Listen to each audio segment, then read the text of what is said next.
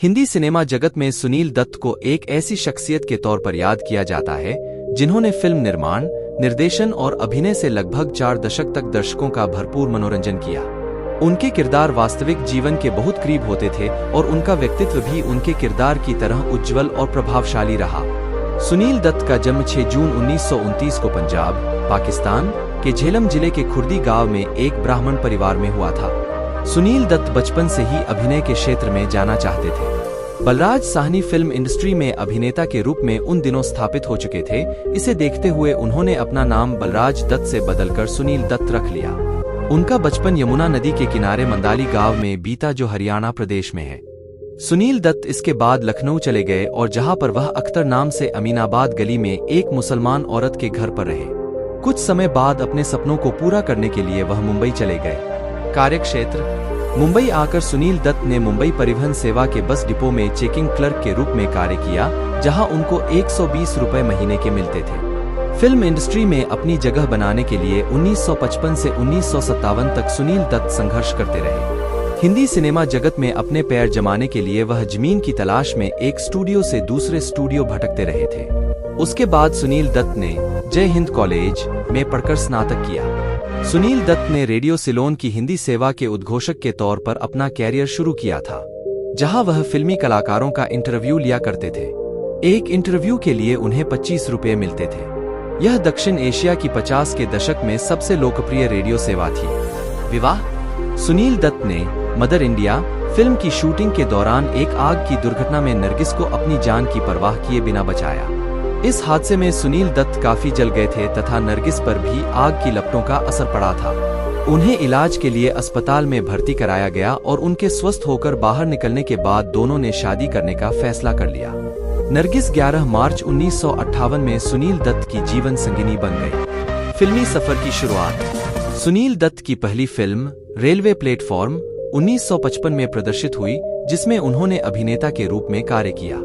अपनी पहली फिल्म से उन्हें कुछ खास पहचान नहीं मिली। उन्होंने इस फिल्म के बाद कुंदन, राजधानी, किस्मत का खेल और पायल जैसी कई छोटी फिल्मों में अभिनय किया, लेकिन इनमें से उनकी कोई भी फिल्म सफल नहीं हुई। मदर इंडिया 1957 में प्रदर्शित हुई फिल्म मदर इंडिया से सुनील दत्त को अभिनेता के रूप में खास पहचान और लोकप्रियता मिली। उन्होंने इस फिल्म में एक ऐसे युवक बिरजू की भूमिका निभाई जो गांव में सामाजिक व्यवस्था से काफी नाराज है और इसी की वजह से विद्रोह कर डाकू बन जाता है। साहूकार से बदला लेने के लिए वह उसकी पुत्री का अपहरण कर लेता है, लेकिन इस कोशिश में अंत में वह अपनी मां के हाथों मारा जाता है। इस फिल्म में नकारात्मक हीरो का किरदार निभाकर वह दर्शकों के दिल में जगह बनाने में सफल रहे। वक्त 1965 सुनील दत्त की सुपरहिट फिल्म वक्त 1965 में प्रदर्शित हुई। उनके सामने इस फिल्म में बलराज साहनी, राजकुमार, शशि कपूर और रहमान जैसे नामी सितारे थे। इसके बावजूद सुनील अपने दमदार अभिनय से दर्शकों का ध्यान अपनी ओर आकर्षित करने में सफल रहे। सुनील दत्त के सिने करियर का 1967 सबसे महत्वपूर्ण साल साबित हुआ।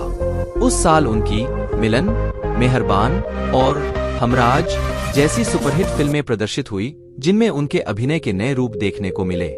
इन फिल्मों की सफलता के बाद वह अभिनेता के रूप में शोहरत की बुलंदियों पर जा पहुंचे। सुनील दत्त भारतीय सिनेमा के उन अभिनेताओं में से एक है जिनकी फिल्मों ने 50 और 60 के दशक में दर्शकों पर अमिट छाप छोड़ी। मदर इंडिया की सफलता के बाद उन्हें साधना 1958, सुजाता 1959, मुझे जीने दो 1963, खानदान 1965, पड़ोसन 1967 जैसी सफल फिल्मों से भारतीय दर्शकों के बीच एक सफल अभिनेता के रूप में पहचान मिली।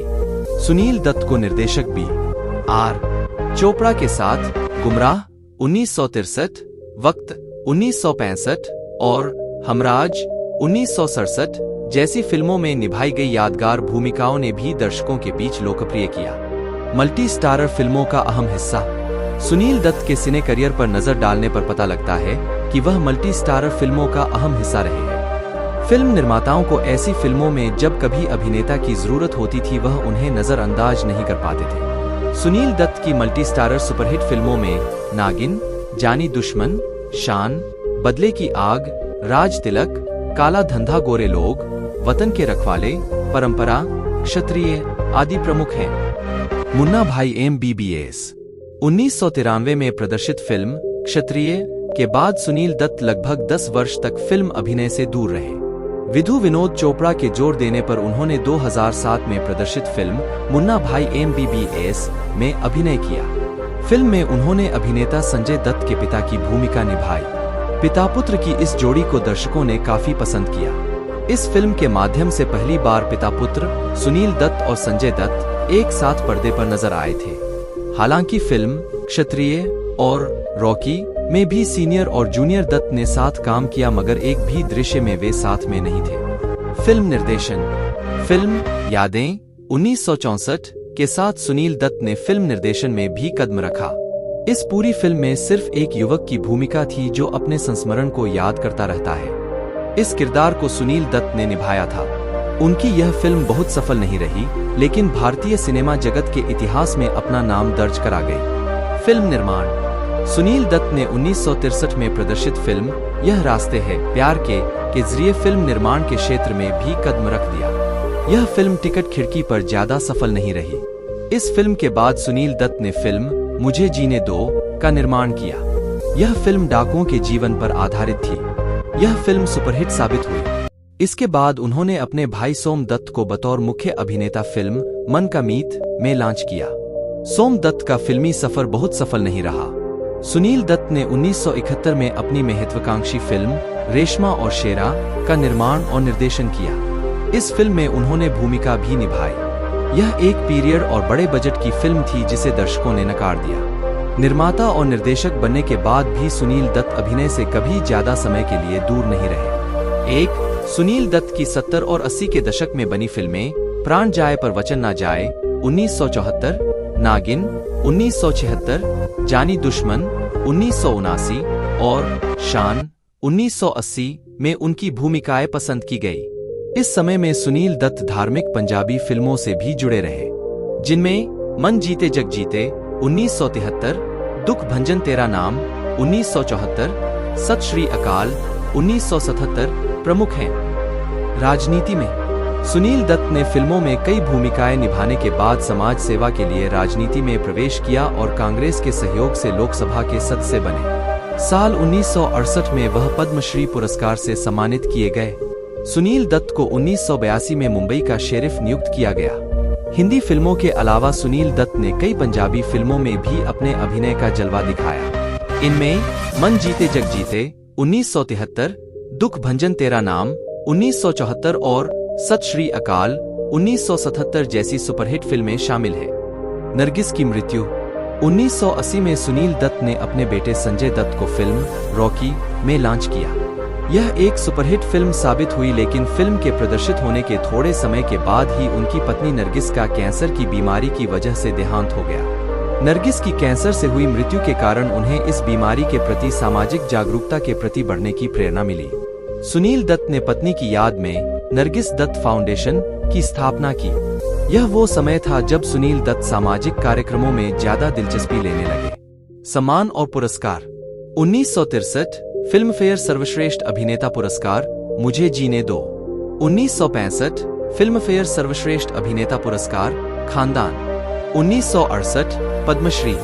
1995 Filmfare lifetime achievement पुरस्कार। 1997 star screen lifetime achievement पुरस्कार। 2001 Zee cine lifetime achievement पुरस्कार। 2005 फाल्के रत्न पुरस्कार। मृत्यु।